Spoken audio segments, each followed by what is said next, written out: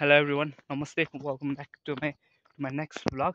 अनि अघिल्लो भ्लगमा चाहिँ मैले मेरो गाउँ देखाएको थिएँ, तर अनफर्चुनेटली म काठमाडौँ जानुपर्ने भयो।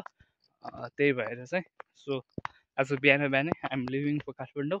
मैले अघिल्लो भ्लगमा हाम्रो गाउँको तलपट्टि सल्लाहघारी छ, हाम्रो घरको तलपट्टि सल्लाहघारी छ भनेको सल्लाहघारी यही नै हो त्यो सल्लाहघारी होइन, ठुलो छ। सो भर्खर उजेलो हुँदैछ, त्यही भएर अलिअलि ऊहरू छ, अलिअलि कुहिरोहरू छ होइन। सो यस्तै छ ब्याकग्राउन्ड, हिजोको जस्तै छ, बिहानमा सधैँ यस्तै नै हुन्छ होइन। एकैछिनपछि चाहिँ वातावरण उगारिन्छ अनि राम्रो पनि देखिन्छ।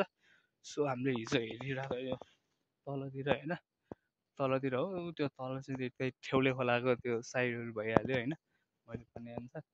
सो यहाँ चाहिँ ठुलो साल फरेस्ट छ हाम्रो गाउँमा पनि होइन।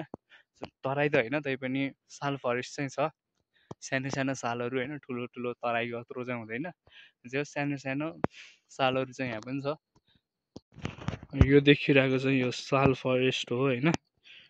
यो चाहिँ त्यति धेरै ठुलो ठुलो सालहरू त छैन, तर डेन्स नै भइसकेको छ होइन। पहिला पहिला चाहिँ हल्का फुल्का थियो, अहिले चाहिँ वाइल्ड डेन्स भएको छ यो पनि होइन, साल फरेस्ट पनि। सो हाम्रोमा चाहिँ साल फरेस्ट पनि छ।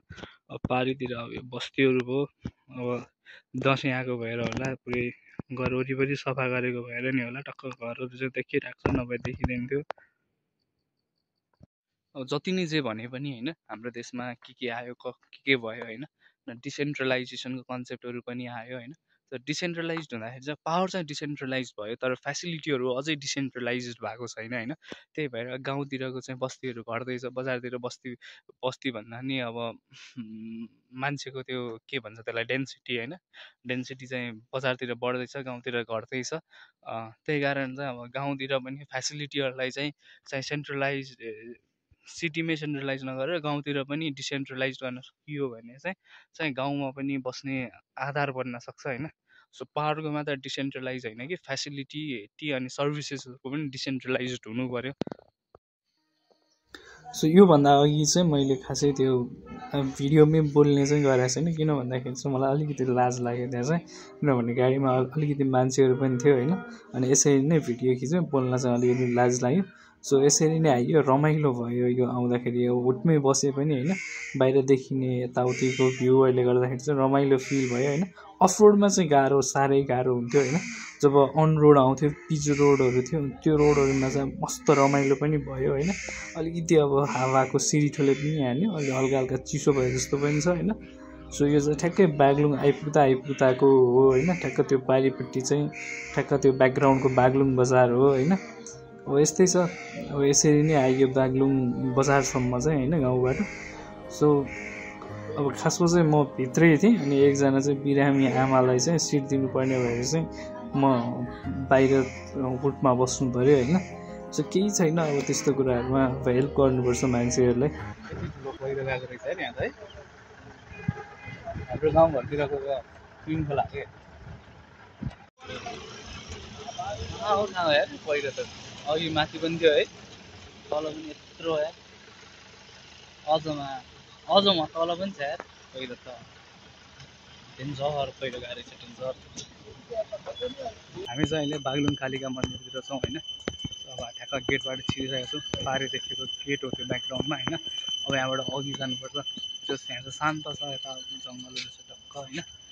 अनि यहाँ सिसिटिभी क्यामेरा फुटेजहरू पनि छ होइन, सिसिटिभी क्यामेराहरू राखेको छ, त्यसले गर्दाखेरि चाहिँ अब सेफ्टीको मामलामा चाहिँ छ। अनि क्लिन अनि सफा पनि छ कि, सेफ्टी अनि सफाको मामलामा चाहिँ होइन नेपालकै नम्बर वान टेम्पल पनि हो होइन यो। सो अब यहाँ यो स्ट्रिट लाइटहरू पनि छ, मजाको स्ट्रिट लाइटहरू, त्यसले गर्दाखेरि चाहिँ बेलुकामा पनि होइन बत्तीहरू चाहिँ उज्यालो हुन्छ यहाँ। यदि तपाईँ ठ्याक्क बागलुङ कालिका आइराख्नु भएको छ भने चाहिँ यहाँ एउटा यो बोर्ड छ, टिका स्थल भनेको चाहिँ ठ्याक्क त्यहाँ छ होइन। ऊ त्यहाँ जुम गरौँ है, ठ्याक्क टिका स्थल त्यो भयो। अनि त्यसपछि चाहिँ यो नरिवल फोड्ने ठाउँ पनि त्यतै छ, अलि उतापट्टि छ होइन। अनि त्यसपछि यो अगरबत्ती बल्ने ठाउँ पनि त्यतै भइहाल्यो। अनि यो परेवालाई चारो हाल्ने ठाउँ पनि त्यतै छ। अनि अब यता चाहिँ यो हाम्रो भ्यू टावर र हवन कुण्ड चाहिँ यता छ। हवन कुण्ड चाहिँ ठ्याक्क त्यही नै हो हवन कुण्ड होइन, भ्यू टावर पनि यतै छ। अब यहाँ अझ अर्को एउटा युनिक चिज चाहिँ के छ भन्दाखेरि क्युआर कोड छ। यो चाहिँ कालिका भगवती गुठी म्यानेजमेन्ट कमिटीको रहेछ होइन। यदि केही सहयोग गर्नु मन छ भने सिधै यहाँ क्युआर कोड स्क्यान गर्यो, पैसा हाल्यो। अनि अर्को चाहिँ यता यो चाहिँ होइन इन्डियनहरूको लागि पनि, हाम्रो इन्डियन भक्तजनहरूको लागि पनि छ। यो भीम र युपिआई पेमेन्ट्सबाट पनि पेमेन्ट गर्न मिल्छ। So if you are Indian and coming to Baglong Kalika, you can directly donate through this QR code. So Baglong Kalika को भ्यू यही नै हो, अघिपट्टि यस्तै छ। सो यहाँ चाहिँ यो टक्क हाम्रो चाहिँ बाघको शालिग छ हैन। यहाँ चाहिँ एउटा यस्तो चिज रहेछ, श्री कालिका भगवती गुठी व्यवस्थापन समिति बागलुङको चाहिँ। अब यो चाहिँ यो असोज महिनाको दैनिक भेटी सङ्कलन विवरण हैन। 1 गते चाहिँ कति हो, 3655 रुपियाँ चाहिँ रकम रहेछ हैन। 13655 रुपियाँ चाहिँ जम्मा भएको रहेछ र यो सबैको हरेक महिनाको हरेक गतेको छ हैन।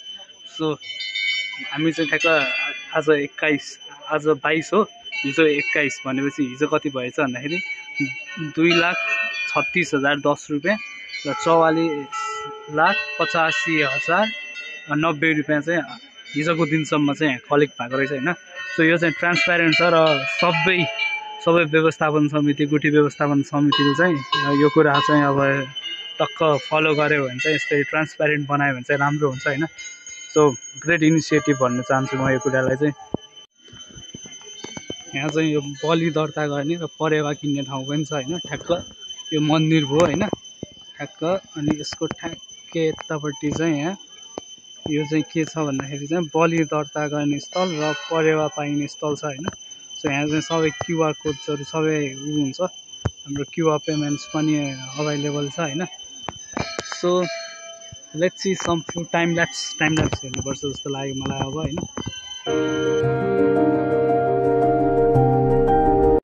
सो म यता बसिरहेको छु, त्यही पनि पिसफुल भाइब छ क्या हैन। नेचरको बिचमा भएको मन्दिर हैन। कति हो घन्टीहरू बज्दाखेरिको आवाज सबै पिसफुल छ हैन। सो यहाँ छुट्टै भाइब छ, छुट्टै अर्कै हिसाबको फिलिङ छ यहाँ हैन।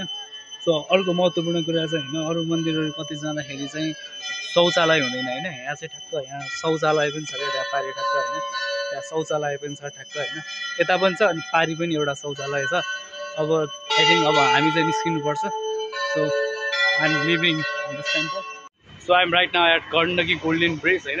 त्यता होर्डिङ बोर्ड पनि छ, गण्डकी गोल्डन ब्रिज भनेर पारि हो, त्यहाँ होर्डिङ बोर्ड पनि छ गण्डकी गोल्डन ब्रिजको। अब हामी यहाँबाट सट्ट भित्र छिर्छौँ and then we would be heading to our Gandaki golden bridge. यहाँ चाहिँ यस्तो रहेछ टक्क छिर्नलाई पनि हैन, त्यसरी छिर्ने ठाउँ रहेछ। यताबाट निस्किनु। Follow this man on TikTok @Thakali Basu, अनि इन्स्टाग्राममा चाहिँ थकाली बासु रहेछ हैन। So let's head to our bridge अघिपट्टि। सो एक साइडमा चाहिँ स्वागतम गण्डकी स्वर्णिम झुला। सो यो पुलबाट यो कर्भ रोड यस्तो मिठो देखिन्छ हैन, पारितिरको दृश्यहरू पनि। ठ्याक्कै यो तलको चाहिँ कालीगण्डकी हो, अनि अघि चाहिँ अब यो दसैँ हो नि त, त्यही भएर मान्छेहरूको घुइँचो छ हैन। सो यो ठ्याक्क अघिपट्टिको चाहिँ कालीगण्डकी हो हैन, यतापट्टि अब माथि चाहिँ बागलुङ कालिका भयो। अनि यहाँबाट त राम्रै देखिरहेको छ। अब पुल त कहाँ हो, आँखाले भ्याउनेसम्मै छैन हैन, पारीसम्म छ। ओके, म चाहिँ ठ्याक्कै अब पुलको अब स्टार्टिङ पोइन्ट हो हैन। अब यहाँबाट कति टाढा जान्छ। एक पुल तर्नुलाई पनि 7-8 मिनट त पक्कै पनि लाग्छ हैन। सो ब्याकग्राउन्डमा देखिरहेको चाहिँ यो पोखरा बागलुङ हाइवे भइहाल्यो हैन, अनि यतापट्टिको चाहिँ कालीगण्डकी रिभर भइहाल्यो हैन। सो अब यही नै हो, अब यहाँबाट अब यतातिर देखिने दृश्यहरू यस्तै देखिन्छन् हैन। सो म एकचोटि बिचमा गएर चाहिँ खिचेर देखाउँछु, त्यसपछि चाहिँ अब पारी गएपछि खिचौँला हैन। ब्रिजको विशेषता चाहिँ के भन्दाखेरि रातिमा हैन यो लाइट बल्छ, अनि त्यहाँ यस्तो मिठो देखिन्छ हैन। यसको फोटोहरू चाहिँ रुटिन अफ नेपाल बन्दामा पनि आइरहेको हुन्छ हैन। नाइट भ्यू चाहिँ हैन, गोल्डन के अरे कालीगण्डकी गोल्डन ब्रिजको चाहिँ टक्क यो फोटोहरू पनि आइरहेको हुन्छ। रुटिन अफ नेपाल बन्दाले चाहिँ यसको सबै फोटोहरू हालिरहेको हुन्छ। यतातिर यो लाइटहरू छ हैन, जस्तो यो लाइटहरू ठ्याक्क यो लाइटहरूले गर्दाखेरि चाहिँ यहाँको छुट्टै नै भ्यू देखिन्छ है बेलुकामा होइन। टक्क क्या राम्रो देखिन्छ यो खिच्दाखेरि पनि होइन। अनि यहाँको मर्निङ भ्यूको भिडियोहरू पनि आइरहेको हुन्छ, टक्क यो कुहिरो आइरहेको होइन। अनि त्यहाँबाट चाहिँ ठ्याक्क त्यो पुल देखिने यस्तो मिठो फोटोहरू हुन्छ नि, त्यो रुटिन आफ्नो बालबन्दाले हालिरहेको हुन्छ होइन। अब त्यो फोटोहरू हामी सबैले हेरेका छौँ, तर म त आज अब यो पुलै तर्नु लाएँ होइन। अब तपाईँहरू पनि इफ यु आर सो यदि तपाईँहरू चाहिँ मुस्ताङ जाँदै हुनुहुन्छ भने चाहिँ तपाईँहरूले आउनै पर्ने ठाउँ भनेको चाहिँ बागलुङ कालिका भइहाल्यो एउटा, त्यसपछि यो गोल्डन ब्रिज यो त छुटाउनै नहुने हो होइन। अनि मर्निङको टाइम भयो भने चाहिँ बेस्ट हुन्छ यहाँ होइन। अनि त्यसपछि अर्को भनेको चाहिँ बागलुङमै सबभन्दा राम्रो ठाउँ भनेको चाहिँ पञ्चकोट भन्ने ठाउँ, जहाँ त्यो चाहिँ छुटाउनै हुँदैन होइन। सो अब यहाँबाट अब देखिन्छ अलि अघि गएपछि देखिन्छ होइन कालीगण्डकी, क्या मजाको कर्भेचर देखिरहेको छ कालीगण्डकीको रोडको त्यो कर्भेचरहरू यस्तो राम्रो देखिरहेको छ होइन। सो आँखाले देखेको कुरा चाहिँ क्यामेरामा क्याप्चर गर्न सकिँदैन होइन। आँखाले देखेको आँखाले गरेको कुराहरू चाहिँ अब खासै क्यामेरामा अब यो राम्रो देखिँदैन है। अब आँखाले जति राम्रो देख्छ नि त्यति क्यामेराले देख्दैन जस्तो कुरा हो यो होइन। यस्तो पुलहरूले चाहिँ होइन यहाँको जनजीवनलाई पनि सहज बनाएको छ। अनि यो यतातिर गाउँको एरियालाई चाहिँ बजारसँग पनि मजाले कनेक्ट गरेको छ होइन। अनि आन्तरिक पर्यटनलाई पनि प्रवर्धन गरेको छ होइन।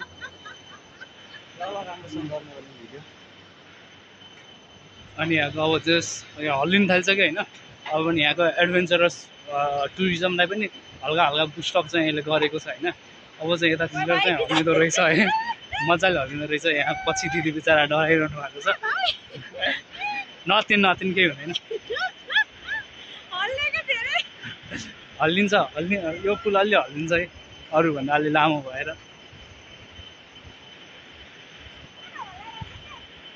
सो अनि यो पुलमा चाहिँ एउटा के नराम्रो काम हुन्छ भन्दाखेरि चाहिँ होइन, मान्छेलाई अलि त कम भएको छ अरे होइन। त्यस मान्छेहरूले चाहिँ हल्लाइदिने पुल टिकटक सिकटक बनाउँदा होइन, रमाइलो गर्नलाई चाहिँ पुल हल्लाइदिने। अनि चाहिँ अब त्यस्तो काम चाहिँ नगरौँ होइन, पुल हल्लाउने यताउति काम चाहिँ नगरौँ, किन भन्छ त्यसले कसैको ज्यान पनि लिन सक्छ होइन। त्यही भएर चाहिँ संयम हुनु पऱ्यो होइन। त्यस्तो अलिकति अब त्यो असामाजिक काम जस्तै हो होइन, त्यो पुल हल्लाउने अरूलाई तर्साउन दिने त्यस्तो काम चाहिँ गर्नु भएन। र अहिले धेरै कम भएको छ अरे त्यो पनि सुन्न आएमा होइन। त्यस्तै छ, मलाई त कट्नु लागिसक्यो होइन। अब रमाइलो छ पारितिर गएर अब उ गरौँला। त्यहाँ पारि त त्यो झुलासुला के हो त्यो मान्छेहरूलाई के भन्छ त्यो स्विङ म्याट स्विङ हो कि के भन्छ त्यस्तो भाइ, त्यो म्याट स्विङ त्यो पिङ जस्तोहरू पनि छ होइन। थाकिँदो रहेछ यार हिँड्दा यो त कति लामो भयो, थाकिसक्यो यार। सो म चाहिँ पुल कटिसकेँ होइन। सो अघि चाहिँ म उता बागलुङमा थिएँ, अहिले चाहिँ म यता पाङमा छु होइन। सो यहाँ चाहिँ पाङको युवा क्लबले फोहोर फाल्ने कुरा डस्टबिन पनि राखिदिएको रहेछ। अब यतातिर रिसोर्ट पनि रहेछ होइन, यहाँ पारि एउटा रिसोर्ट पनि रहेछ। त्यो पारिको चाहिँ बागलुङ होइन। अनि यो पुलले चाहिँ बागलुङलाई चाहिँ पर्वतको पाङसँग जोड्छ होइन। सो यहाँको जनजीवन चाहिँ टक्क यो एरिया होइन, यतातिर यो गाउँको एरिया चाहिँ सट्ट बजारसँग यो एउटा पुलले कनेक्ट गरिदिएको छ। त्यो भएपछि चाहिँ अब यहाँको जनजीवन धेरै सहज भएको छ होइन। नभए चाहिँ अब यताको मान्छेहरू पर्वत जानुपर्ने, अब पर्वत पनि भएन भने चाहिँ हिँडेरै बागलुङ बजारको जानुपर्ने अवस्था थियो होइन। त्यो चाहिँ अब अहिले सल्भ भएको छ होइन। जस्ट 10 मिनटमा उता गयो, 10 मिनटमा यता आयो भनेको चाहिँ सेवा सुविधाहरू चाहिँ 10 मिनटमै पाउन थालेछ यहाँ होइन। सो अहिले चाहिँ ठ्याक्कै 6:30 भइरहेको छ अनि we are heading to Kathmandu in night bus. So बिहान हामी त्यस्तै 6-6:30 बजीतिर चाहिँ आइपुग्यौँ होइन काठमाडौँ। अनि त्यहाँ एउटा सानो काम थियो, यसो फ्रेस भयो अरे, यसो 1 मिनट सुतेर फ्रेस भएर अनि त्यो एउटा सानो काम थियो, दिदीलाई भेट्नु पनि थियो। अनि त्यहाँ भेटेर अनि अहिले फर्किँदैछौँ। Thank you for watching this vlog to end. अनि make sure you hit the like button, मन पऱ्यो भने कमेन्ट पनि गर्नुहोस्। So see you in the next vlog, till then by.